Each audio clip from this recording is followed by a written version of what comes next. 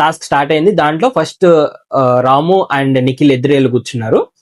ఇక్కడ master stroke ఎవరికి తగిలిందంటే బర్నీ గారికి. పెద్ద మాస్టర్ స్ట్రోక్ తగిలింది. ఎందుకంటే బర్నీ గారికి వెళ్ళి నిఖిల్ వైపు కూర్చోవచ్చు. యాక్చువల్లీ ఆయనకి ఆ మైండ్ లో ఉంది నిఖిల్ తీయడేమో అని చెప్పేసి. బట్ ఆయన ఫస్ట్ రౌండే కదా, సేఫ్ సైడ్ లో వెళ్ళిపోదాం అన్నట్టు అనే ఉద్దేశంలో మాత్రమే వెళ్ళి ఇటు కూర్చున్నాడు రాము వైపు.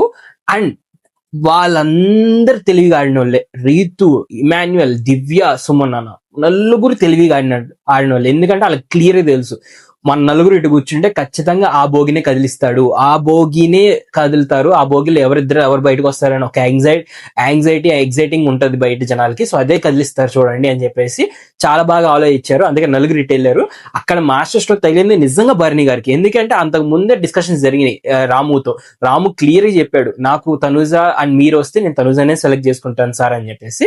ఇక్కడ కొంచెం దివ్య ట్రై టు మ్యానిపులేటెడ్ అనమాట. ఎట్లా అంటే రాము వెళ్తున్నప్పుడు రాము బాగా ఆలోచించు, నేను కెప్టెన్ చేసిన బర్నీ గారా లేకపోతే నీకు హెల్ప్ చేసిన తనూజానా అని చెప్పేసి కొంచెం మ్యానిపులేట్ చేయడానికి ట్రై చేసింది.